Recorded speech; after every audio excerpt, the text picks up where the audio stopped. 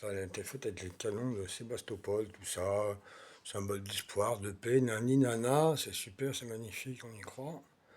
Alors moi, je me pose une question, c'est y a-t-il des médecins qui respectent le code de déontologie médicale en France? Je vais développer, c'est que dans le code de déontologie médicale, vous avez le droit à la dignité. Donc c'est pas souffrir inutilement quand vous avez des douleurs ou des symptômes qui persistent, quoi.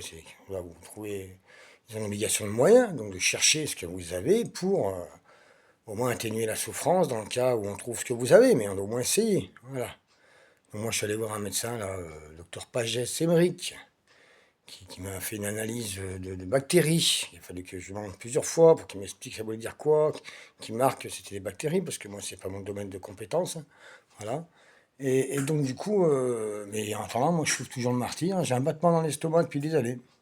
Ah, d'après le docteur Émeric Pagès, là, ça se crée à cause que je ne prendrais pas les traitements pourquoi déjà pour la tension, voilà. Sauf que je les ai pris pendant 15 ans, leur putain de médicaments pour la tension. Ça me fout d'autres problèmes que je n'ai plus, grâce à que je les prends plus. Mais bah, quelque part, et c'est pas logique qu'ils me disent que c'est à cause de ça, parce que quand je les prenais, j'avais quand même ce battement dans l'estomac. Donc l'autre médecin que j'avais, docteur Fortan Julien, lui, il me dit que c'est l'anxiété. Là, je prends de la passiflore et de l'aubépine 3 par jour.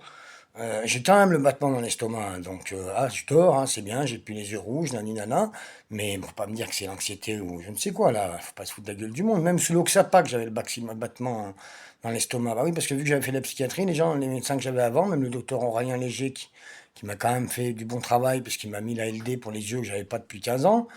Alors, le médecin d'avant, je ne explique pas comment c'était bon, c'est les clochards de la médecine. Hein. Enfin, ça existe quand même, les clochards de la médecine. C'est le terme d'un ami à moi, qui travaille dans une mutuelle.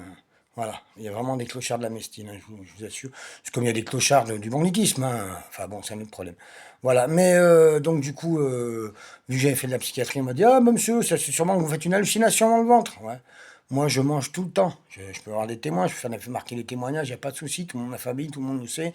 Les gens chez qui je vais, ils savent très bien que je mange copieusement et tout le temps. Je fais 60 kilos. Donc voilà. À un moment donné, ma question, je vous la répète, y a-t-il un médecin qui respecte le code de déontologie en France, que j'ai le droit à la dignité, donc de ne pas souffrir inutilement, et donc là, ils ont une obligation de moyens, les médecins, de rechercher ce qu'on a. Voilà. Pas de vous dire: Ah bah non, là, aujourd'hui, vous consultez que pour le bras, votre tête qui tombe, on s'en fout. Parce que c'est un peu ça quand même. Hein. Même si c'est pas le bras et la tête, c'est un autre problème. Merci Marie de votre présence. La Dame de France aussi, hein, tout ça. Et même le pape, hein, moi.